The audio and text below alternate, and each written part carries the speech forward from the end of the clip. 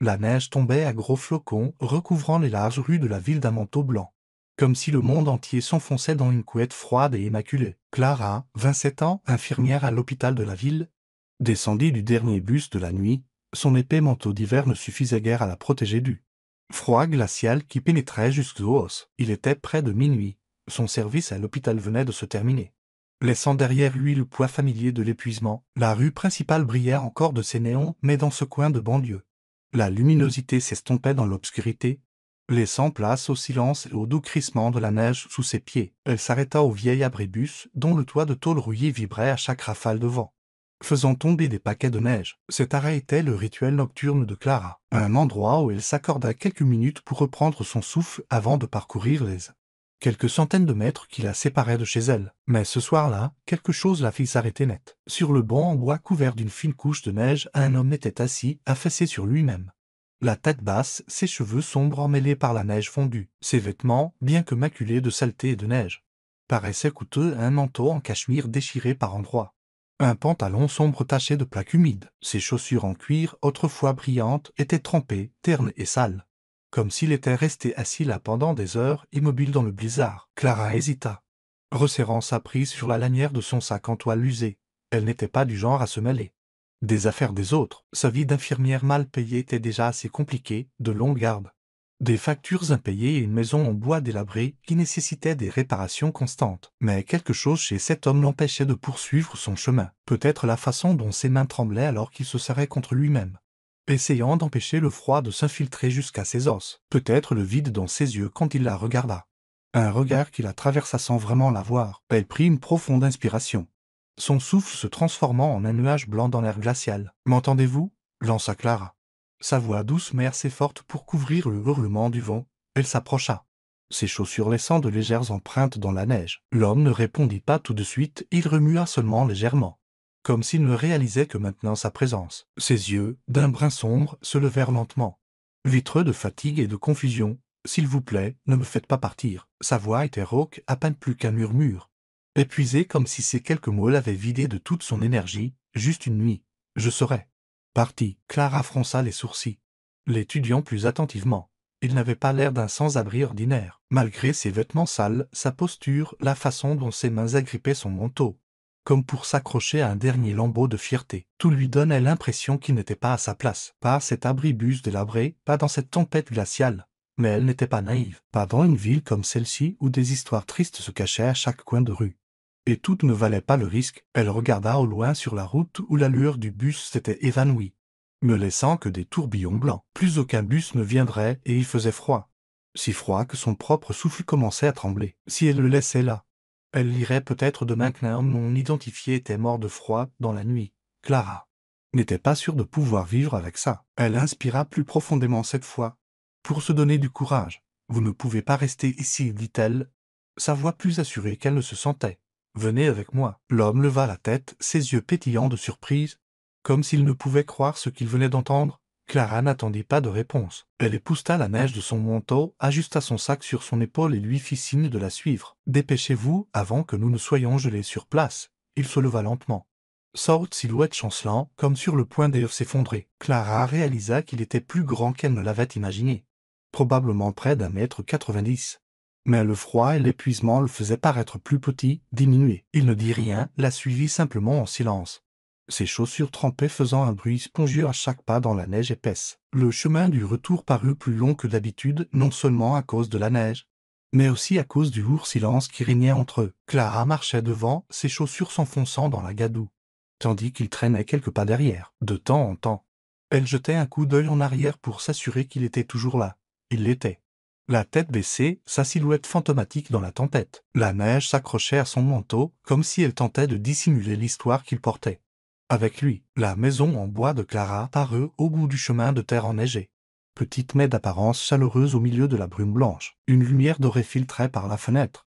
Comme une bougie vacillant dans l'obscurité, elle ouvrit le portail, la neige crissant sous ses pieds, puis se tourna pour regarder l'homme. Il se tenait sous la faible lueur du lampadaire, la neige recouvrant ses épaules et ses cheveux. Pour la première fois, Clara remarqua quelque chose d'étrange chez lui, quelque chose de beau, d'une manière discrète et envoûtante, pas le genre de beauté polie des écrans de télévision, mais celle qui appartenait à quelqu'un qui avait tout eu et tout perdu en un seul instant. « Entrez, dit-elle en poussant la porte en bois qui grinçait, mais je vous préviens. Il n'y a rien de luxueux chez moi. Vous regardez Soul Story où chaque histoire murmure l'amour, la guérison et l'espoir. Dites-nous de quelle ville vous nous regardez. N'oubliez pas de vous abonner et de faire partie de notre voyage. Maintenant, restez avec nous, l'histoire ne fait que commencer. » Clara poussa la vieille porte en bois. Ses gonds grinçant gémissant dans le silence. L'homme la suivit. Ses chaussures trempées laissant des traces humides sur le sol. Il se figea au milieu de la pièce, les épaules affaissées, comme si le froid de l'abribus s'accrochait encore à son corps. « Asseyez-vous là, dit Clara en désignant la chaise en bois près de la table de la cuisine. Sa voix douce mais ferme. « Je vais chercher une serviette et préparer du thé. » Il hocha la tête et s'assit lentement, les yeux vagues, perdu dans un monde qu'elle ne pouvait atteindre. La maison avait appartenu à la grand-mère de Clara, décédée 3 ans plus tôt. Elle était petite, vieille mais chaleureuse. Son plancher en bois vieilli marqué par le temps et une cheminée en pierre crépitait doucement. Dans un coin, à l'arrière se trouvait un petit porche où elle cultivait des chrysanthèmes blancs, maintenant probablement ensevelis sous la neige. Clara aimait cet endroit, malgré ses besoins constants de réparation, un toit qui fuyait, des fenêtres qui grinçaient, mais c'était le seul lieu où elle se sentait vraiment en paix. Dans la modeste cuisine, Clara posa une bouilloire sur la cuisinière à gaz et sortit du gingembre séché et du miel d'âne. Vieux pot en céramique. Elle jeta un coup d'œil à l'homme, il était assis, immobile, ses mains tremblantes posées sur la table. « Il n'est pas à sa place ici, » pensa Clara, mais elle ne posa pas de questions. Elle fouilla dans le placard en bois et en sortit un épais pull bleu marine et une serviette en coton laissée par son grand-père. « Mettez ceci, dit-elle en les posant devant lui. Les vêtements mouillés vous rendront malade. » Il murmura un air si rauque. Clara tira le rideau entre la cuisine et le reste de la pièce pour lui donner un peu d'intimité, puis se tourna vers la bouilloire. L'eau bouillonnait et sifflait, se mêlant au doux crépitement du bois dans la cheminée. Elle versa le thé au gingembre dans 2 tasses en porcelaine ébréchée en posant une devant lui. Il s'était changé, le poule flottait sur sa grande carcasse, mais le vide dans ses yeux demeurait, comme si son âme s'était depuis longtemps envolée. Clara s'assit en face de lui, serrant la tasse chaude pour réchauffer ses doigts gelés. Elle voulait lui demander son nom, pourquoi il était dehors, mais le lourd silence entre la retint. Elle n'avait pas l'habitude de parler à des inconnus, surtout à quelqu'un qui semblait avoir tout perdu. « Je m'appelle Clara, dit-elle finalement avec douceur. Avez-vous besoin d'appeler quelqu'un ?»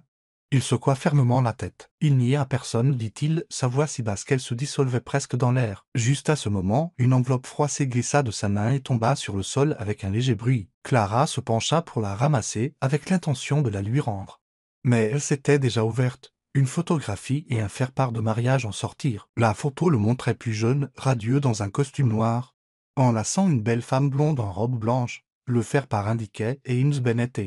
Vivian Langlais. La date du mariage était passée il y a quelques semaines à peine. Clara leva les yeux et croisa son regard, maintenant brisé et à vif. « Elle est mon cousin en tout prix, dit-il, la voix lourde et cassée. » Chaque mot était arraché d'une blessure trop profonde pour se refermer. Clara ne répondit pas. Elle posa la photo et le faire-part sur la table, puis se leva et fit semblant de s'occuper en ajoutant du bois au feu. Elle ne voulait pas le pousser, ne voulait pas creuser une douleur qu'elle venait à peine d'entrevoir. Mais cette phrase et le regard dans ses yeux lui disaient qu'une histoire bien plus grande était enfouie sous les ruines de l'homme assis dans sa cuisine. La cheminée dans la petite maison en bois de Clara crépitait doucement, projetant une lumière dorée orangée sur les murs en bois usé, créant des ombres vacillantes qui dansaient dans la chaleur. Clara était assise dans un vieux fauteuil près du feu, tenant une tasse de thé au gingembre maintenant tiède, ses yeux dérivant occasionnellement vers l'homme Ames, comme le faire-part de mariage l'avait révélé toujours assis, immobile, sur le canapé. La photo de fiançailles et la carte de mariage gisaient sur la table de la cuisine. Un coin de la photo déchiré, comme si elle aussi tombait en morceaux. Ames n'avait pas touché le thé que Clara avait posé devant lui. Ses mains, maintenant plus chaudes grâce au vieux pouls de son grand-père, serraient fermement la photo, son pouce caressant inconsciemment le visage de la femme blonde sur l'image. Ses yeux étaient vides, mais au fond d'eux tourbillonnait une tempête, non pas de colère, mais d'un désespoir profond, comme si tout ce qu'il avait autrefois lui avait été arraché, laissant derrière lui un vide abyssal que rien ne pouvait combler. Clara voulait dire quelque chose, mais ne savait pas où commencer. Elle ne demanda rien, n'insista pas. Elle resta simplement assise là, laissant le silence se mêler au crépitement du bois de chauffage et au vent qui hurlait au-delà des fenêtres. Ames remua légèrement, son regard passant de la photo à la petite pièce. Il regarda la cheminée, Puis la fenêtre couverte de neige, comme s'il essayait de s'extraire de ses souvenirs. Mais les souvenirs, tels des flocons de neige, s'accrochaient à lui, refusant de le lâcher. Quelques mois plus tôt, James Bennett était une étoile montante dans le monde des affaires. À 32 ans, il était le plus jeune PDG de Bennett Innovation, un empire technologique qu'il avait bâti à partir d'idées audacieuses et de nuits blanches. Le conseil d'administration le qualifiait de génie. Les investisseurs faisaient la queue pour financer ses projets. Et les médias ne cessaient de le louer. Mais pour James, le véritable sommet avait été la nuit où il s'était agenouillé devant Vivian Langlais dans un restaurant chic au bord de la rivière, lui offrant une bague en diamant qui scintillait à la lueur des bougies. Elle avait souri à travers ses larmes et dit oui. Cette nuit-là, il crut avoir atteint tout ce dont il avait toujours rêvé. Les fiançailles devaient être annoncées lors d'un grand événement. Une fête somptueuse avec les plus grands noms du monde des affaires. James avait tout planifié, le discours, les arrangements floraux. Même un spectacle de lumière surprise pour Vivian. Mais la nuit précédant l'événement, tout s'effondra. Lucas, le cousin de James, quelqu'un qu'il avait toujours considéré comme un frère, apparut dans son bureau privé, grand, charismatique, avec un regard perçant et un sourire facile. Lucas avait longtemps été celui en qui James avait le plus confiance au sein du conseil. Mais, cette nuit-là, ses yeux étaient froids. Il laissa tomber une pile de documents sur le bureau, des contrats falsifiés, des rapports financiers déformés, tous au nom de James. Tu étais trop ambitieux, James, dit Lucas calmement. Le conseil ne te fait plus confiance. Avant que James ne puisse répondre, Vivian entra, vêtue comme si elle était prête pour la célébration. Mais son regard n'était plus rempli d'amour. C'est fini, dit-elle, la voix glaciale. Lucas va prendre la relève. Il le mérite plus. Et James resta figé, comme si le monde entier s'était fissuré sous ses pieds. Vivian, la femme qu'il aimait, et Lucas, le cousin en qui il avait confiance, avaient secrètement comploté pour le renverser. Les membres du conseil, qui lui tapèrent autrefois dans le dos, se détournèrent presque instantanément. Ses actifs furent gelés, ses comptes fermés et honteux. Les gros titres s'étalaient dans les médias. Le jeune PDG James Bennett, fraudeur ou victime, il erra dans les rues gelées de la ville sans foyer, sans direction. Au début, il dormit dans des cafés ouverts 24 heures, puis sur des bancs de parc, puis dans des abribus comme celui où Clara l'avait trouvé. Il ne se souvenait plus de la distance qu'il avait parcourue. Chaque pas lui donnait l'impression de traîner le poids d'un monde effondré derrière lui. De retour dans la chaleureuse maison en bois, James baissa la tête, les doigts agrippant toujours la photo de fiançailles. Le bord déchiré reflétait la ruine de sa vie. Je n'ai plus de raison d'exister, murmura-t-il, la voix brisée, comme s'il parlait plus à lui-même qu'à Clara. Clara, toujours assise dans son fauteuil, sentit son cœur se serrer. Elle ne connaissait pas toute l'histoire, mais la douleur dans sa voix lui disait qu'il avait perdu bien plus que la richesse ou la réputation. Elle se leva doucement, se dirigea vers la cheminée, faisant semblant de vérifier le feu juste pour cacher ses émotions. Vous avez besoin de dormir, dit-elle doucement mais fermement. Il fait chaud ici, reposez-vous. Nous verrons le reste demain. James ne répondit pas, se contenta d'un léger signe de tête, les yeux toujours fixés sur la photo. Clara tira la couverture sur le canapé, ajouta une autre bûche au feu, puis se rendit tranquillement dans la cuisine. Elle regarda par la fenêtre où la neige continuait de tomber, recouvrant de blanc les chrysanthèmes sur le porche arrière. Elle ne savait pas si elle pouvait vraiment l'aider, mais elle savait une chose. Cette nuit, au moins, il n'aurait pas à dormir dehors dans le froid glacial. Le lendemain matin, une lumière pâle filtrait à travers la fenêtre de la maison en bois de Clara, projetant une douce lueur sur la fine couche de neige qui recouvrait le porche arrière, où les chrysanthèmes blancs de sa grand-mère dormaient dans le silence de l'hiver. Seuls quelques braises subsistaient dans la cheminée. Clara se réveilla tôt, comme toujours, pour se préparer pour son service du matin à l'hôpital. Elle passa sur la pointe des pieds devant le canapé où dormait James. La vieille couverture remontait jusqu'à son menton. Son visage creusé légèrement adouci par le sommeil, elle ne le réveilla pas. Au lieu de cela, elle ajouta du bois dans la cheminée et posa tranquillement une assiette de toast, une tasse fumante de thé au gingembre et un petit mot sur la table de la cuisine, de son écriture légèrement penchée. Il était écrit « Vous pouvez rester quelques jours si vous le souhaitez. Ne vous inquiétez pas. Cela ne me dérange pas. Clara. » Elle enfila son épais manteau, tira un bonnet en tricot sur ses oreilles et sortit, ses bottes s'enfonçant dans la neige fraîche sur le chemin de terre menant à l'arrêt de bus. Les mots de James de la veille « Elle et mon cousin ont tout pris » résonnaient encore dans son esprit. Mais Clara n'en avait pas demandé plus. Elle comprenait que certaines blessures avaient besoin de temps pour guérir, et sa curiosité était bien moins importante que de lui donner l'espace nécessaire pour respirer. Cette vieille maison, bien que remplie de fenêtres qui grincent et de murs fissurés, lui avait autrefois apporté la paix après ses propres pertes. Peut-être, pensa-t-elle, pourrait-elle offrir la même chose à Eames. En fin de matinée, Eames s'éveilla alors qu'une douce lumière du soleil filtrait à travers la neige. Se reflétant sur le plancher en bois poli, il s'assit, la couverture glissant pour révéler le pull bleu marine du grand-père de Clara. Légèrement trop grand pour sa carrure, la photo de fiançailles et le faire-part de mariage étaient toujours sur la table de la cuisine. Mais il ne les prit pas. Au lieu de cela, ses yeux tombèrent sur le mot de Clara. Il lut les lignes simples, ses doigts effleurant l'encre comme s'ils étaient une bouée de sauvetage le ramenant du bord du gouffre. Il prit le thé au gingembre dans ses mains, la chaleur s'infiltrant dans ses doigts froids. Même but qu'une gorgée avant de le reposer. Il resta assis pendant des heures, fixant les braises vacillantes dans la cheminée. Son regard lointain comme une ombre incertaine de sa place. Ce soir-là, lorsque Clara rentra de son service, elle supposa qu'il était parti. Mais quand elle ouvrit la porte, il était toujours là. À regarder le feu, elle entra. Et il leva les yeux et parla doucement. « Je n'ai nulle part où aller. Vous avez dit que je pouvais rester. » Sa voix faiblit.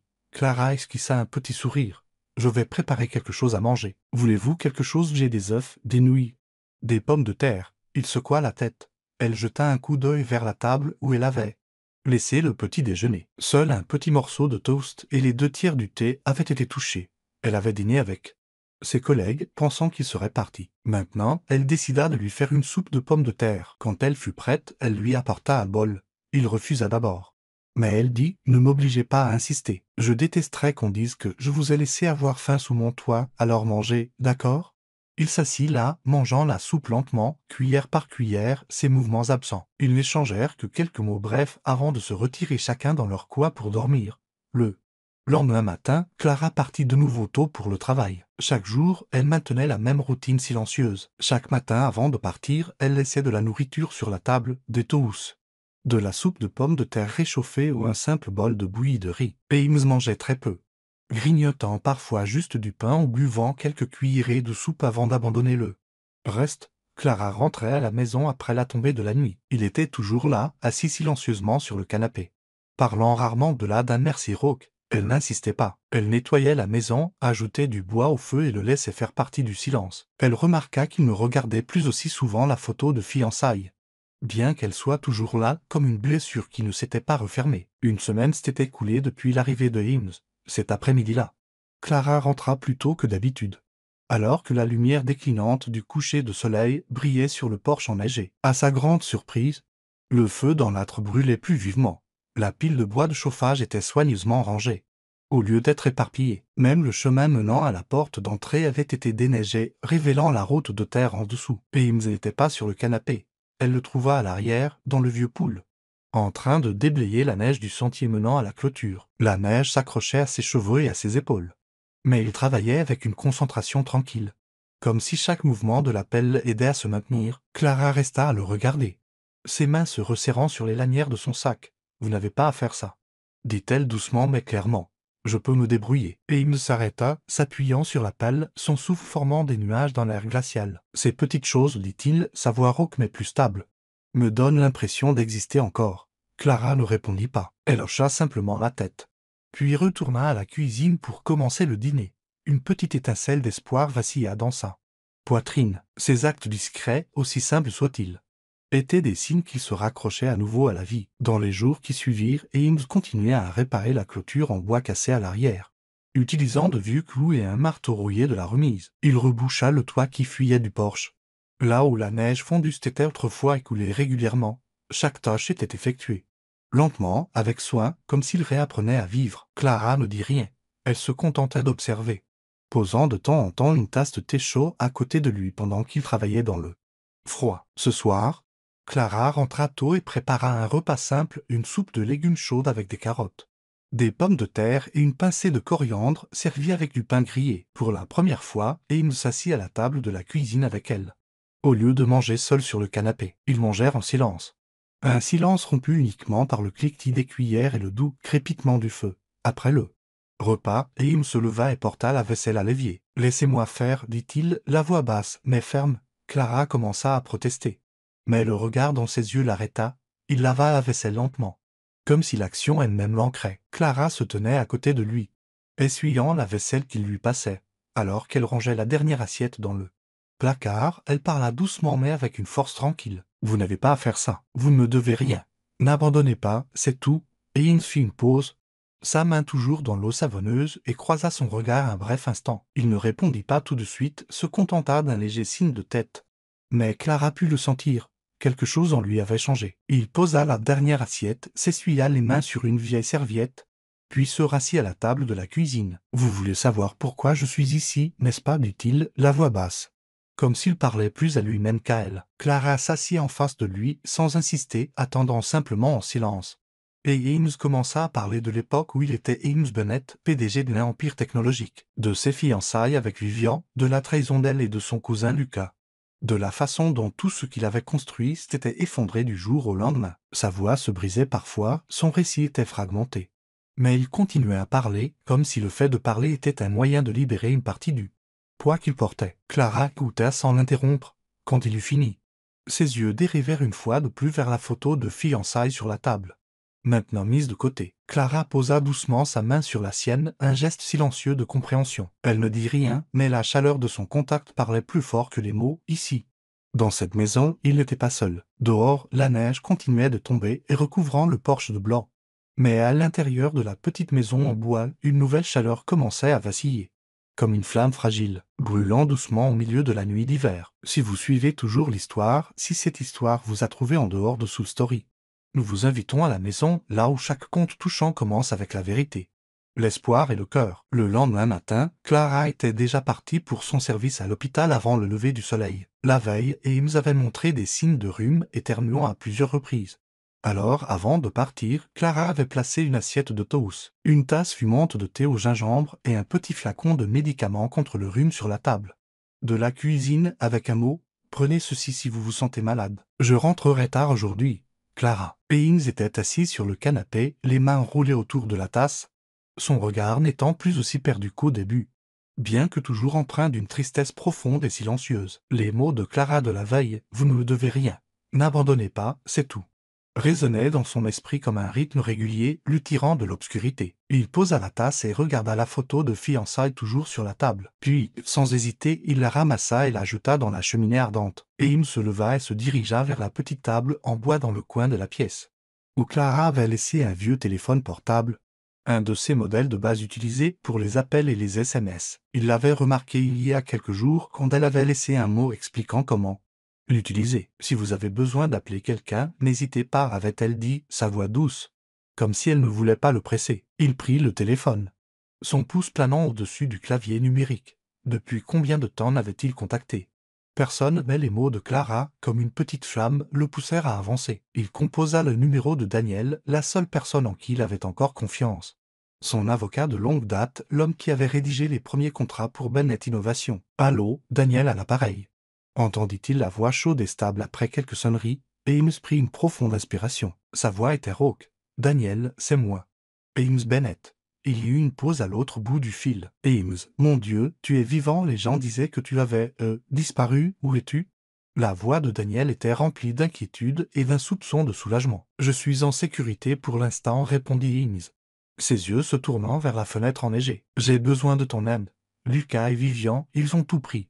Mais je dois savoir s'il y a encore une chance. » Daniel soupira. « Tu as disparu de la circulation pendant un mois, Ames. Les médias se sont déchaînés. Mais laisse-moi vérifier. » Lucas a pris le contrôle rapidement. « Mais je soupçonne qu'il n'a pas tout finalisé. Une part importante de tes actions dans Bennett Innovation est toujours à ton nom. Temporairement je l'ai, mais pas transférée. Si nous agissons vite, tu pourrais reprendre le contrôle. » Et il me fixe à la table, le cœur battant. « Le reprendre d'après tout ce que la presse a dit sur moi? Ils m'ont traité de fraudeur. » Daniel sirota son café à l'autre bout du fil, la voix calme et tranchante. « La presse n'est que du bruit. Nous trouverons des preuves que Lucas et Vivian ont falsifié les comptes. Mais tu dois faire quelque chose, Ames.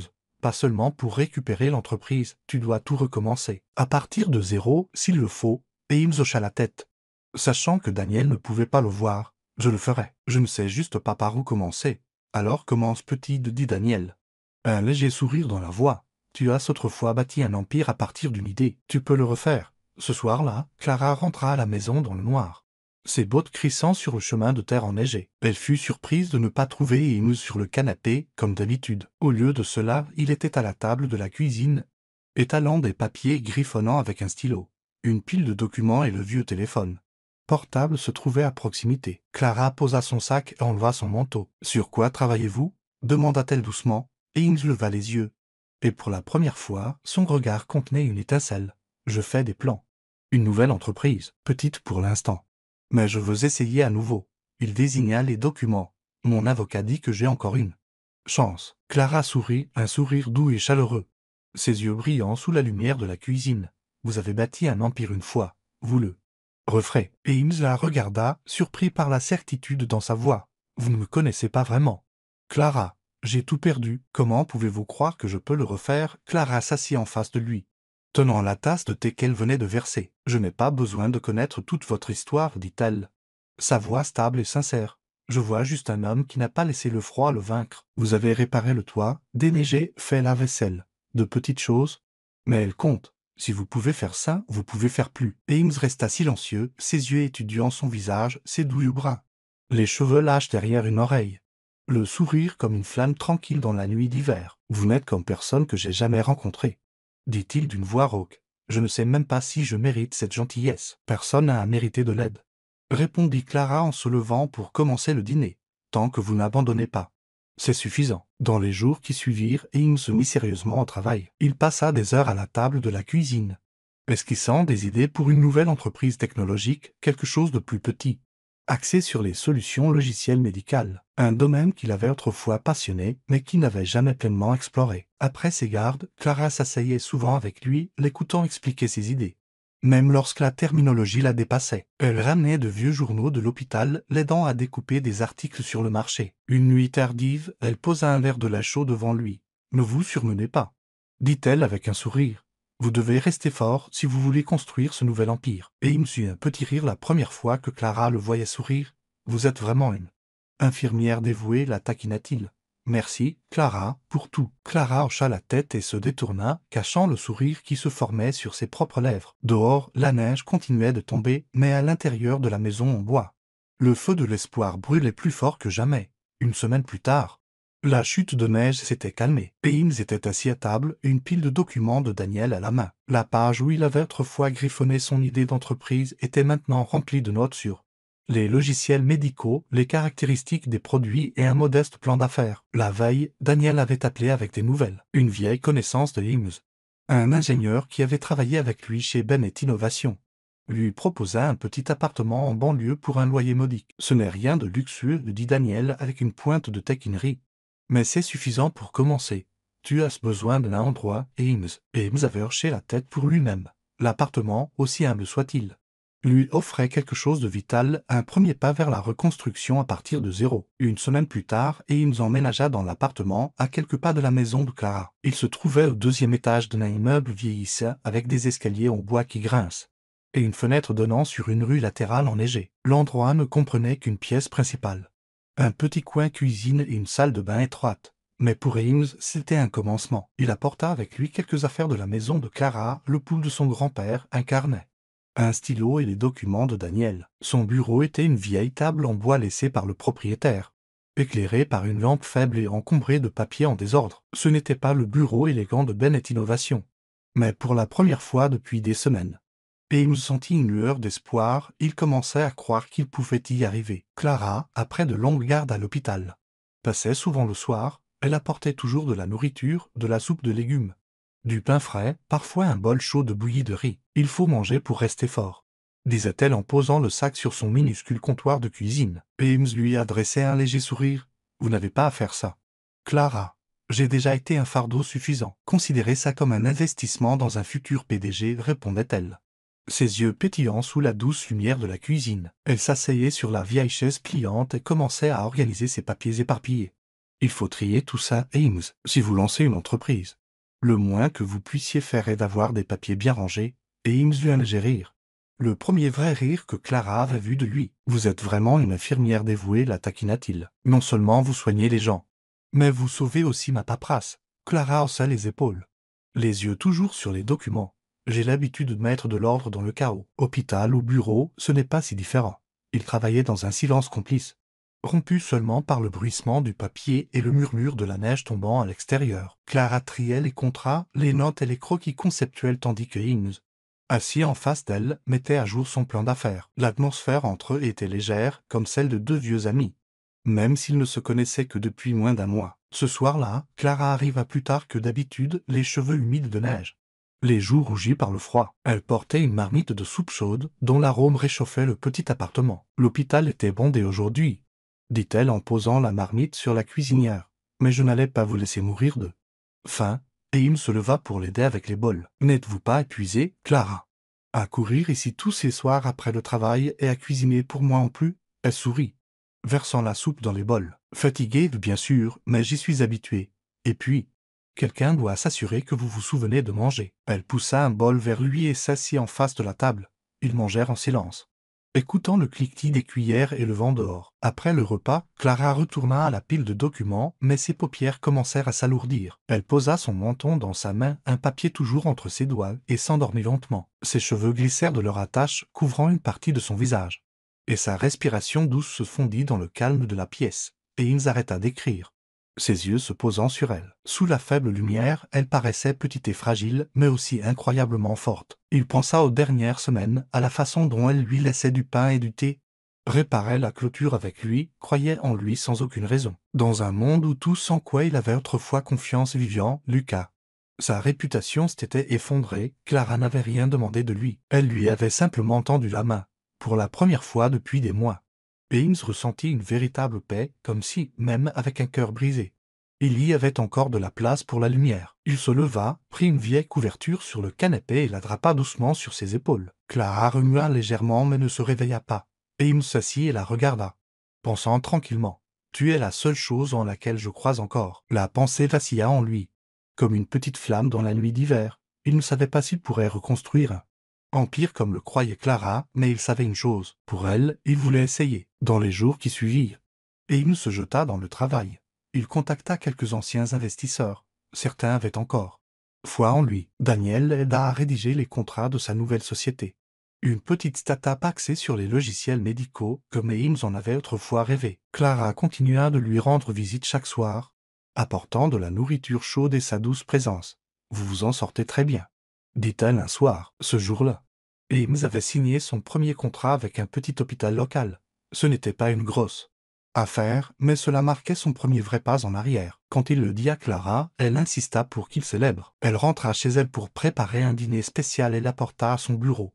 Ils s'assirent là, mangeant et buvant du thé. « Je vous l'avais dit, » dit Clara en souriant. « Vous y arriveriez. » Et Eames la regarda, ses yeux plus doux qu'auparavant. « Sans vous, Clara, je ne sais pas où je serais. Probablement encore à cet arrêt de bus. » Clara secoua la tête et sourit. « Eh bien, vous êtes ici maintenant, et c'est ce qui compte. » Elle se leva pour partir. « J'apporterai de la soupe de pommes de terre demain. Ne veillez pas trop tard, d'accord ?» Et Eames hocha la tête, la regardant disparaître derrière la porte, une fine couche de neige accrochée à son manteau. Dehors, la neige tombait toujours, mais à l'intérieur du petit appartement, une lumière tranquille grandissait, comme la flamme à l'intérieur de Eames, doucement allumée par la gentillesse de Clara. Dans le petit appartement encombré, la faible lampe de bureau projetait une douce lueur sur la pile de documents posée sur la table en bois. Eames était assis en silence, ses doigts traçant le bord d'un nouveau contrat, ses yeux brillants d'une lueur d'espoir qu'il n'avait pas ressentie depuis cette nuit glaciale-là.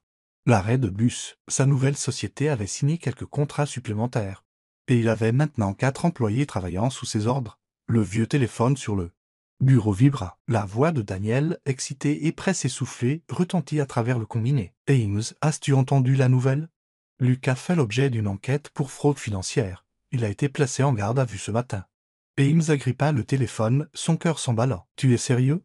Pourquoi exactement ?» demanda-t-il, la voix mal assurée. « Pas tout à fait prêt à y croire. Les rapports falsifiés qu'il a utilisés pour te renverser, » répondit Daniel. Un ancien employé de Bennett Innovation s'est manifesté et a tout donné aux enquêteurs. Lucas n'a pas seulement pris le contrôle, il a détourné des millions. Il est fini. Eames se pencha en arrière dans son fauteuil et prit une profonde inspiration. L'image de Lucas, son cousin, autrefois son plus proche allié pendant les débuts de la start-up, lui revint en mémoire. Mais maintenant, il n'était plus qu'une ombre de trahison. Cette trahison l'avait presque détruit. Mais maintenant, elle ouvrait la voie à quelque chose de nouveau. « Merci, Daniel, » dit Eames doucement. Et l'accord avec la société de santé, Daniel eut un petit rire. Ils viennent d'envoyer le mail de confirmation. Mais Global veut s'associer à ta société. Contrat de plusieurs millions de dollars et tu as réussi. Et Eames termina l'appel. Ses mains tremblant encore alors qu'il reposait le téléphone. Il regarda autour de lui dans l'appartement, la vieille table, les documents éparpillés. La chaise pliante où Clara s'asseyait souvent pour l'aider à trier la paperasse. Il y a quelques mois à peine, il n'était qu'une ombre échouée à un arrêt de bus. Sans abri et sans espoir. Maintenant, il se trouvait à un tournant. Il voulait le dire à Clara qu'il avait sorti des ténèbres, non pas avec de grands discours, mais avec une gentillesse discrète et persistante, une tasse de thé au gingembre, une assiette de tous, un doux sourire. Ce soir-là, Eames quitta l'appartement plus tôt, une copie du contrat Med Global à la main. Preuve qu'il n'était plus l'homme qui avait été laissé pour compte, lorsqu'il poussa la vieille porte en bois, ses gonds grinçant comme toujours. Une chaleur remplit la maison. Clara était dans la cuisine, préparant probablement le dîner. Elle leva les yeux. Ses doux yeux bruns brillants sous la lumière de la cuisine. « Vous êtes rentré tôt », dit-elle avec un sourire. « Il s'est passé quelque chose. Vous avez l'air différent. » Et Eames posa le contrat sur la table. Incapable de cacher son large sourire, Lucas a été arrêté. Il fait l'objet d'une enquête pour fraude. Et ma société vient de signer un énorme contrat avec. Mais Global. Des millions. Je n'arrive pas à croire que c'est vraiment arrivé. Clara s'arrêta. Cuillère à mi-course dans la marmite de soupe, puis se tourna vers lui, ses yeux s'illuminant. Vraiment, Eames, c'était incroyable. Elle s'avança. Lui prit la main et sourit comme si la cheminée elle-même avait pris vie. Je vous avais dit que vous y arriveriez. Eames rit un vrai rire, libre et sans retenue. Sans vous, Clara, je ne sais pas où je serais. Probablement encore dehors. Enseveli sous la neige à ce vieil arrêt de bus, il fit une pause, son regard s'adoucissant. Vous étiez la seule à croire en moi. Même quand je n'arrivais pas à croire en moi-même. Clara secoua doucement la tête, les joues rougies de joie. Ne dites pas ça, vous aviez juste besoin de ne pas abandonner.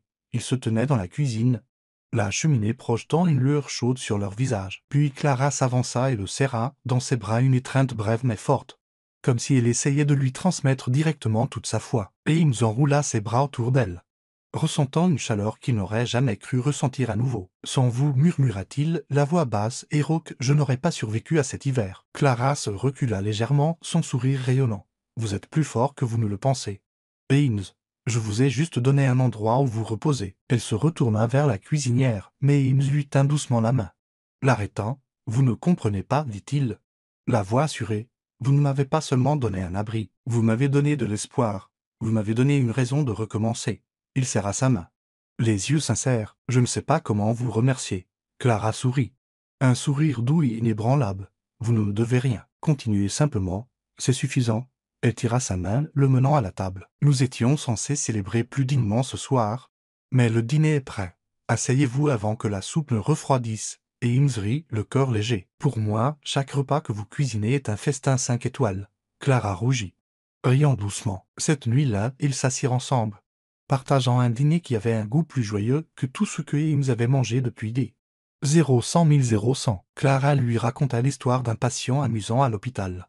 Et Eames rit un son qu'il n'avait pas entendu de lui-même depuis si longtemps. « Vous êtes doué pour faire rire les gens, » dit-il en sirotant sa soupe. « Je parie que l'hôpital a de la chance de vous avoir. » Clara haussa les épaules avec un sourire malicieux. « Tant qu'il ne me rende pas folle. Et vous? Quelle est la suite avec ce gros contrat ?» Eames la regarda, les yeux pleins de lumière. « Je vais développer l'entreprise, déménager dans un plus grand espace, embaucher plus de gens, construire de meilleurs logiciels. Mais je veux que vous en fassiez partie, Clara. Pas comme une employée, comme une amie. Une partenaire. » Clara clignait des yeux, surprise, posant sa cuillère. « Moi, dans votre entreprise, Eames. Je ne suis qu'une infirmière. Je ne connais rien à la technologie. Mais vous comprenez-les. » Jean les dit Eames fermement. « Vous savez ce qui compte. C'est ce dont j'ai le plus besoin. » Il sourit. « Pensez-y, d'accord. » Clara hocha la tête, souriant doucement. « J'y penserai. Mais ne vous attendez pas à ce que je porte un costume aux réunions. » Ils rirent tous les deux, et pour la première fois. La petite maison en bois ne semblait plus si seule. Dehors, la neige tombait toujours, mais dans le cœur de Eames, quelque chose avait pris racine, une graine d'espoir, réchauffée par Clara. La lumière tranquille qui l'avait guidé à travers l'hiver le plus froid de sa vie. Une pluie fine crépitait contre la fenêtre du bureau, striant la vitre comme des souvenirs que Eames pensait avoir enterrés. La lueur des néons de la rue en bas projetait une lumière pâle sur son visage alors qu'il était assis à son bureau, parcourant des documents en préparation du procès à venir. Le procès contre Lucas n'était pas seulement une chance de récupérer ce qui avait été pris. C'était un moyen de clore un chapitre douloureux de sa vie. Dernièrement, les médias ne se lassaient pas de lui. Ames Bennett, du fond du gouffre au sommet à nouveau le héros renaissant du monde des affaires. Il y a quelques mois à peine, il était un homme sans rien d'autre que les vêtements qu'il portait. Maintenant, grâce au contrat Med Global, il était de retour sous les feux de la rampe. Ames posa les papiers et se pencha en arrière dans son fauteuil. Son regard dériva vers une petite photo sur son bureau.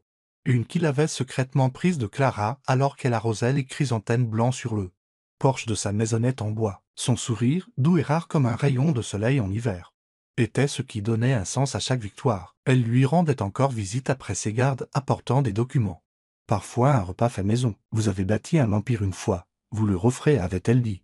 Et maintenant il l'avait fait. Mais au-delà des affaires et des gros titres, ce qui lui apportait la paix, c'était d'avoir Clara à ses côtés. Ce matin-là, Daniel, son avocat et le seul ami en qui il avait vraiment confiance, entra dans le bureau avec un rare sourire. « Le conseil vient d'envoyer ceci, » dit Daniel en posant une épaisse enveloppe sur le bureau. « Ils veulent que vous reveniez en temps.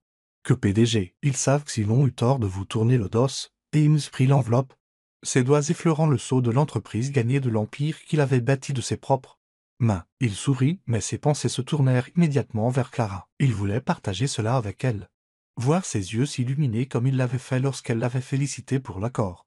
Mais global. Dans la petite maison en bois, Clara était assise près de la cheminée, les mains enroulées autour d'une tasse chaude de thé au gingembre. Les nouvelles du soir venaient de diffuser une interview de Ames suite au procès de Lucas. Il était apparu à l'écran, calme et digne, vêtu d'un costume noir impeccable. Sa voix posait alors qu'il parlait de sa victoire juridique. Lucas avait été condamné pour fraude financière, dépouillé de son pouvoir et de sa réputation. Et Vivian, autrefois la fiancée de Ames, avait été entraînée dans le scandale. La presse était impitoyable, la qualifiant de traîtresse et d'opportuniste. Clara sourit à la nouvelle que Ames avait récupéré la plupart de ses biens. Il le méritait après tout ce qu'il avait enduré. Mais son sourire s'effaça rapidement, en le regardant à la télévision, baignant dans la lumière des projecteurs. Entourée de caméras et d'applaudissements, Clara sentit quelque chose de distant entre eux. Une division invisible. Et Ames était maintenant le Ames Bennett que la ville admirait, et elle juste une infirmière en chaussures blanches usées, vivant dans la vieille maisonnette de sa grand-mère avec des rêves simples d'une vie tranquille. Elle avait été sa lumière quand il était dans les ténèbres, mais maintenant qu'il avait retrouvé le chemin du sommet, avait-elle encore sa place dans son monde? Elle se leva, attrapa le dossier de documents que Ames lui avait demandé de corriger. Fatiguée d'une longue garde, elle voulait quand même aider. Elle enfila son vieux manteau, tira son bonnet en tricot sur ses oreilles et enfourcha son vélo à travers les rues scintillantes de la ville. Le vent mordait froidement, mais elle s'en fichait. Elle voulait juste le voir un instant, lui dire qu'elle était fière. Et Ames réorganisait son bureau quand un coup retentit à la porte. Il fronça les sourcils et vérifia l'heure, près de 21h. Trop tard pour un rendez-vous. Il ouvrit la porte et son cœur s'arrêta. Vivian se tenait là, pâle sous les lumières du couloir, la robe rouge qu'elle portait autrefois, sa préférée, ne lui rappelait plus que de douloureux souvenirs. Ses yeux étaient rouges et gonflés. Le mascara coulait comme la pluie dehors. Elle tremblait, la voix brisée. Et Ames, s'il te plaît, écoute-moi, j'ai eu tort. Lucas m'a manipulé. Mais maintenant je vois tout clairement. Je ne peux pas vivre sans toi. S'il te plaît, donne-moi une autre chance. Et Ames agrippa le cadre de la porte, les yeux glacials. Qu'est-ce que tu fais ici, Vivian? Sa voix était tranchante comme un rasoir. Toi et Lucas m'avez tout pris. Que veux-tu de plus? Elle s'avança, s'effondrant contre lui, agrippant sa chemise comme si c'était son dernier espoir. Je sais que je ne le mérite pas, mais je t'aime, et Ames. J'ai été idiote de choisir Lucas, de te quitter.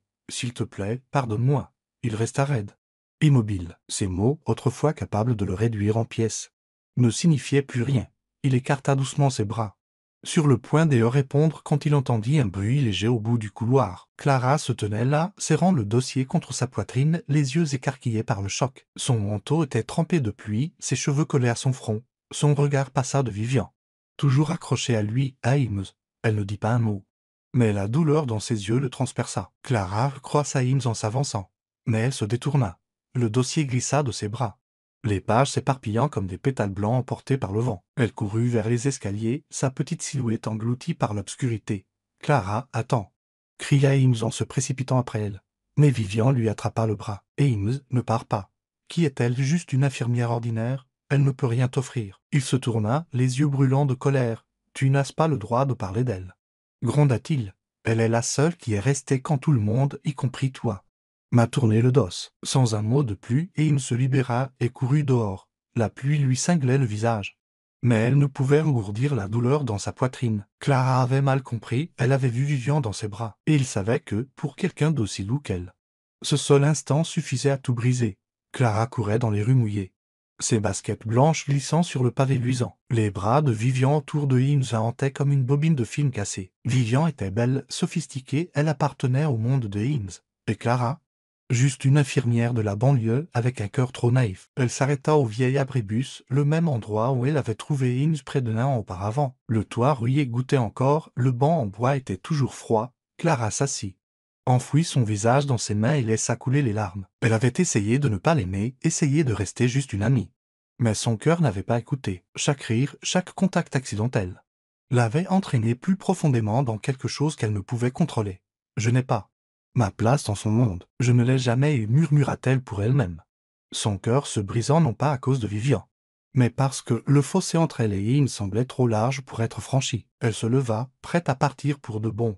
Clara, la voix de Himes retentit. Elle leva les yeux, le vit courir vers elle, la chemise trempée, les cheveux plaqués sur son front. Il s'arrêta devant elle, à bout de souffle, la panique dans les yeux. « Clara, s'il te plaît. Écoute, ce n'est pas ce que tu crois. » Elle secoua la tête, la voix tremblante. « J'en ai assez vu. Himes, elle sait la femme que tu as aimée, n'est-ce pas, celle de la photo de fiançailles. Elle a sa place dans ton monde, et moi? Je ne suis que de passage. » Et Himes tomba à genoux sous la pluie, ignorant le froid qui trempait ses vêtements. Il lui saisit les mains alors même qu'elle essayait de se dégager. « Clara, regarde-moi. Vivian ne signifie plus rien pour moi. Elle m'a trahi. Elle m'a brisé. Mais toi, tu m'as donné une raison de continuer à vivre. C'est toi qui as dit « venez avec moi ».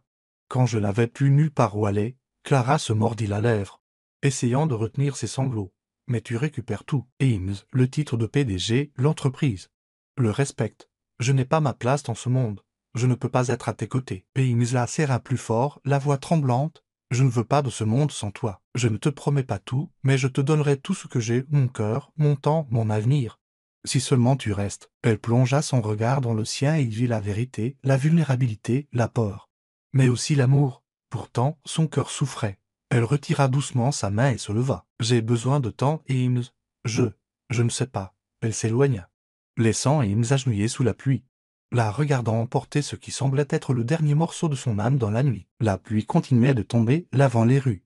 Mais aucune tempête ne pouvait effacer la blessure qui les séparait maintenant. Vous regardez Soul Story, une exclusivité de notre chaîne. Si vous êtes toujours avec nous, laissez un commentaire, nous les lisons et les chérissons tous. Abonnez-vous pour soutenir d'autres histoires originales et sincères. Merci de faire partie de la famille Soul Story. La pluie avait cessé, mais l'air dans la petite maison en bois de Clara restait lourd, comme si une tempête invisible s'appuyait encore contre ses murs. Une douce lueur provenant de la vieille lampe de bureau éclairait la table de la cuisine où Clara était assise, sa main tremblant alors qu'elle tenait un stylo. Devant elle se trouvait une feuille de papier vierge, maculée de gribouillis qu'elle avait écrit et effacé, chaque ligne étant une tentative de dire ce que son cœur refusait d'accepter. À côté du papier se trouvait une vieille clé en laiton, la clé de la maison que sa grand-mère lui avait laissée. C'était autrefois une maison remplie de chaleur, de rire et de souvenirs partagés avec Himes.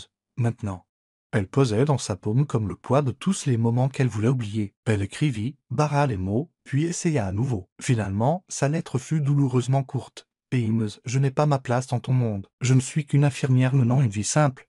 Et tu mérites plus que ce que je ne pourrai jamais t'offrir. Sois heureux. Clara. » Elle plia la note, la posa sur la table et se leva. Elle ne prit pas grand-chose. Juste un vieux sac à dos avec quelques vêtements et le journal de recettes de sa grand-mère. Elle jeta un dernier regard à la maison, la cheminée conservait encore la faible chaleur du feu de la veille, et les chrysanthèmes blancs sur le porche arrière fleurissaient obstinément malgré l'hiver. Approchant, Clara ferma la porte derrière elle et ne se retourna pas. Et Himes retourna à la petite maison en bois le lendemain matin, la poitrine encore lourde de la nuit précédente. L'image de Clara courant sous la pluie, les yeux remplis de douleur, le hantait. Il avait appelé, envoyé des SMS, mais son téléphone restait hors service. Quand il ouvrit la porte, le silence le frappa comme un coup de poing. Pas de doux fredonnement de la cuisine, pas d'odeur de thé au gingembre, pas de Clara. Sur la table, La clé en laiton et sa lettre gisaient comme un adieu gravé dans la pierre. Eames ramassa la note, lisant chaque mot lentement, sentant le sol se dérober sous ses pieds. « Je n'ai pas ma place dans ton monde », les mots coupés comme une lame. Mais il savait qu'il n'était pas vrai. Clara n'était pas partie parce qu'elle n'avait pas ça. Place. Elle était partie parce qu'elle pensait qu'il n'avait plus besoin d'elle. Il parcourut la ville, visita l'hôpital où elle travaillait, les cafés qu'elle mentionnait. Interrogea même les vendeurs près du vieil arrêt de bus. Personne ne l'avait vu. Une infirmière dit que Clara avait démissionné la veille au soir, ne laissant aucune adresse de suivi. Chaque jour, Eames retournait à la maison en bois, espérant la trouver debout sur le porche arrière parmi les chrysanthèmes blancs. Mais la maison restait immobile, vide. Le temps passa, lent et cruel, et Eames se jeta dans le travail pour engourdir la douleur. Le conseil d'administration, maintenant pleinement conscient de son erreur, lui demanda à plusieurs reprises de revenir en tant que PDG. Il finit par accepter, non pas pour le statut, mais parce qu'il avait besoin de quelque chose pour continuer sa nouvelle société. Les descendres de l'ancienne prospéra. Un an plus tard, il la fusionna avec l'entreprise d'origine, créant un empire encore plus fort. Mais chaque nuit, lorsque les lumières du bureau étaient éteintes et que la ville se calmait, Eames restait seul avec la seule photo qu'il avait gardée de ses jours sombres. Une photo prise sur le vif de Clara arrosant les fleurs sur le porche. Son sourire, doux et radieux, était la seule chose qui l'empêchait de s'effondrer complètement. Il avait engagé des enquêteurs, envoyé des messages par tous les canaux. Mais Clara avait disparu comme si elle n'avait jamais existé. Parfois, il se demandait, était-elle heureuse, pensait-elle encore à lui? Un an après le départ de Clara, la ville scintillait de lumière, célébrant la fusion des deux sociétés de Eames. Le grand rôle bourdonnait de journalistes, d'investisseurs et d'employés. Eames se tenait sur scène dans un costume noir impeccable. Mais ses yeux trahissaient le vide intérieur. Il prit le micro, sa voix stable, basse et claire. « Il y a un an, j'ai tout perdu. Mon nom, mon entreprise et ma foi en la vie. Je ne pensais pas m'en remettre. Mais durant la nuit la plus froide de ma vie, quelqu'un m'a tendu la main et m'a sorti de l'obscurité. La salle devint silencieuse. Elle ne m'a pas seulement donné un abri.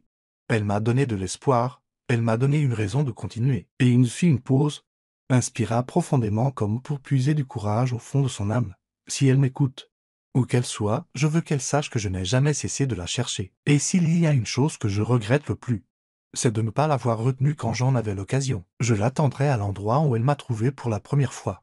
Et j'y attendrai jusqu'à ce que je la revoie. » Les caméras tournaient, diffusant ses paroles en direct. Et il s'inclina et quitta la scène sous un tonnerre d'applaudissements. Mais tout ce qu'il ressentait était le vide douloureux d'une personne toujours absente. Il ne savait pas si Clara regardait ou si elle avait depuis longtemps quitté la ville, dans une ville tranquille à des centaines de kilomètres de là.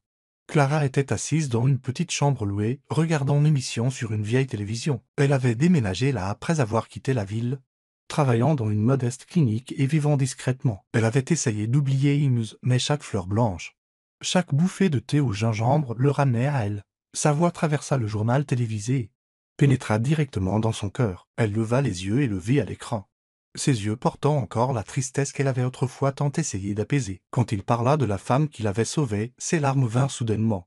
Irrépressible, elle se couvrit le visage, sanglotant. Elle était partie pour le protéger, pour le laisser s'épanouir dans le monde auquel elle croyait ne pas appartenir. Mais maintenant, en entendant ces mots, elle réalisa qu'elle avait eu tort. Il n'avait pas besoin des projecteurs, il avait besoin d'elle. Clara se leva, essuya ses larmes et regarda par la fenêtre la nuit. Ce soir, elle retournerait au vieil arrêt de bus où tout avait commencé.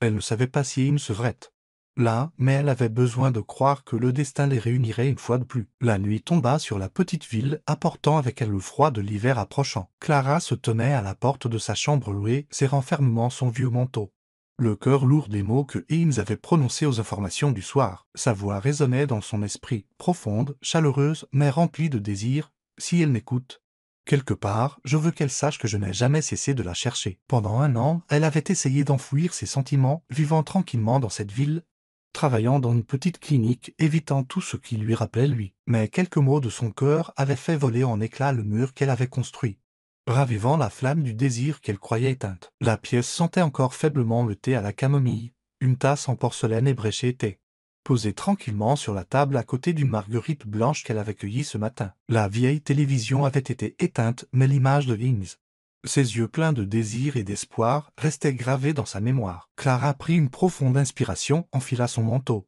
tira son bonnet sur ses oreilles et sortit. La nuit était d'un noir d'encre, éclairée seulement par la faible lueur jaune des lampadaires. Elle n'emporta rien avec elle. si ce n'est une détermination féroce. Elle devait retourner à l'arrêt de bus où elle l'avait autrefois trouvé, où leur histoire avait commencé. Elle ne savait pas si Im serait là. Mais son cœur lui disait qu'elle devait y aller. Le dernier bus de la ville vers la grande ville tanguait sur la route de campagne calteuse. Clara était assise près de la fenêtre, regardant les champs brumeux défiler. Son cœur un mélange de peur et de désir. Il y a 1 an, elle était partie, laissant derrière elle une clé et une lettre, pensant que c'était le meilleur moyen de protéger Ims, de le laisser vivre dans un monde de gloire et de pouvoir. Mais maintenant, elle savait qu'elle avait eu tort. Il n'avait pas besoin de la célébrité, il avait besoin d'elle, tout comme elle avait besoin de lui. Plus farouchement que tout ce qu'elle avait jamais connu. La ville scintillait de lumière, mais le vieil arrêt de bus se dressait toujours, solitaire, au bord de la route déserte. Le toit de tôle rouillé goûtait d'une récente averse. Le banc en bois était froid sous le faible lampadaire, et Im se tenait là, appuyé contre un pilier. Son manteau noir humide de la rosée nocturne, il était venu ici chaque soir depuis le discours de fusion de l'entreprise, s'accrochant au faible espoir que Clara entendrait ses paroles. Dans la poche de son manteau, ses doigts effleuraient une petite bague en argent. Un cadeau simple qu'il avait choisi parce qu'elle lui rappelait elle, sans prétention mais pleine de sens. La brise nocturne portait l'odeur de la pluie et des souvenirs, et Ims ferma les yeux et l'image de Clara lui revint vivement à l'esprit. La jeune fille au vieux manteau le secouant pour le réveiller dans la nuit d'hiver. Sa voix douce mais résolue. « Venez avec moi. » À l'époque, il était un homme brisé, sans abri et sans espoir. Mais elle lui avait donné un refuge, une raison de continuer. Maintenant, il se tenait ici, le cœur brûlant du désir de la voir, de la serrer dans ses bras, de rattraper le temps perdu. Le bruit doux de pas tira Ims de ses pensées. Il ouvrit les yeux et son cœur manqua un battement. Clara se tenait au bord de l'abri, son manteau mouillé de rosée, ses cheveux lâches autour de son visage pâle, ses yeux, rouges de larmes séchées, rencontrèrent les siens. Le temps s'arrêta juste dessous la faible lumière. Clara, sa voix était rauque, comme s'il craignait qu'elle ne disparaisse s'il parlait trop fort. Elle s'avança, ses mains tremblant à ses côtés. « Je t'ai entendu, dit-elle, la voix étranglée, à la télé. Ton discours, je ne m'attendais pas à ce que tu me cherches encore. » Et il me s'approcha mais s'arrêta à un pas, craignant de l'effrayer. « Je n'ai jamais arrêté, dit-il, la voix lourde d'émotion. Pas un seul jour, Clara. J'ai été partout, demandant à tout le monde, espérant te trouver. Je suis désolé pour cette nuit-là. Pour ce que tu as vu. Vivian ne signifie rien. Elle fait partie du passé que j'ai laissé derrière moi. C'est de toi que j'ai besoin. Celle à qui je pense chaque jour. » Clara se mordit la lèvre, les yeux fixés sur ses chaussures blanches usées, ses doigts tordant l'ourlet de son manteau. « Je pensais que partir était la meilleure chose pour toi, murmura-t-elle. Tu es un PDG. Avec le monde devant toi. Et moi, je ne suis qu'une infirmière vivant dans une vieille maison, n'ayant rien à t'offrir. J'avais peur de ne pas être assez, peur qu'un jour tu t'en rendes compte. » Et il me secoua la tête, s'avança et lui prit doucement la main. Sa main était glacée, mais il la serra fort, comme pour la réchauffer avec la sienne. « Clara, regarde-moi, dit-il, sa voix douce mais ferme. Mon monde, ce ne sont pas les salles de conseil ou les projecteurs. Mon monde, c'est ta maison en bois, la cheminée qui crépite, les marguerites blanches sur ton porche. Tu m'as tout donné quand je n'avais rien. Tu es tout, plus que tout ce dont j'ai jamais rêvé. » Des larmes coulèrent des yeux de Clara, traçant des sillons sur ses joues. Elle voulait le croire, mais la peur s'accrochait encore à elle. « Mais je t'ai quitté, sanglota-t-elle. J'ai fui parce que j'avais trop peur d'y faire face. Comment peux-tu encore vouloir de moi après tout ça ?» Et il me plongea la main dans sa poche et en sortit la petite bague en argent. Il la tint entre eux, son éclat captant la lumière du lampadaire. « La nuit où tu m'as trouvé. Tu as dit, viens avec moi. Tu m'as sauvé, Clara, pas une seule fois, mais chaque jour après. Maintenant, c'est mon tour. » Sa voix tremblait, mais son regard ne vacilla jamais. « Viens avec moi, non pas dans un monde de paillettes, mais pour une vie que nous pouvons construire ensemble. Je ne te promets pas le monde, mais je te promets de te donner tout le mien pour te rendre heureuse. S'il te plaît, ne me quitte plus. » Clara fixa la bague, le souffle coupé. Elle n'était pas tape à l'œil, mais elle portait une promesse sincère. Un avenir où elle n'aurait pas à se sentir déplacée. Elle leva les yeux et vit non seulement de l'amour dans les yeux de Ims, mais aussi un feu ardent, intense, prêt à effacer la distance de l'année écoulée. Son cœur gardé s'ouvrit enfin. Elle s'avança, comblant l'espace entre eux, et avant qu'il ne puisse en dire plus, elle enroula ses bras autour de son cou et le serra contre elle. Leur baiser ne fut ni doux, ni hésitant. Il fut fougueux, harde, comme s'il rattrapait chaque moment manqué, chaque nuit solitaire, chaque larme non versée. Ses lèvres étaient chaudes, la tenant fermement, ses bras autour de sa taille, la rapprochant comme s'il craignait qu'elle ne disparaisse. Clara pouvait sentir les battements de son cœur, forts et rapides, reflétant les siens. s'unissant dans un désir silencieux. Ce baiser était une promesse, une réconciliation. Une flamme faisant fondre le froid de l'hiver et la douleur du passé. Ils se séparèrent. Leur souffle se mêlant dans l'air froid. Clara posa son front sur son épaule et murmura « J'ai attendu 1 an pour t'entendre dire ça. Je ne veux plus fuir. » Et il me sourit. Ses yeux s'illuminant comme jamais auparavant. Il glissa doucement la bague en argent à son doigt. Son poids léger, mais sûr, comme son vœu. Il lui embrassa le front, puis la serra fort dans ses bras. Sa chaleur l'enveloppant. « Reste avec moi, dit-il d'une voix rauque. Pour toujours, répondit-elle, sa voix stable pour la première fois depuis des mois. Une pluie brumeuse se remit à tomber, crépitant sur le toit au-dessus d'eux. Mais aucun ne bougea. L'arrêt de bus, autrefois témoin d'un chagrin d'amour, était devenu le lieu de leur nouveau départ. Ils se tenaient là, main dans la main, les doigts entrelacés, la ville s'estompant derrière eux. La pluie lavait la douleur de l'année écoulée, ne laissant que la promesse de lendemain.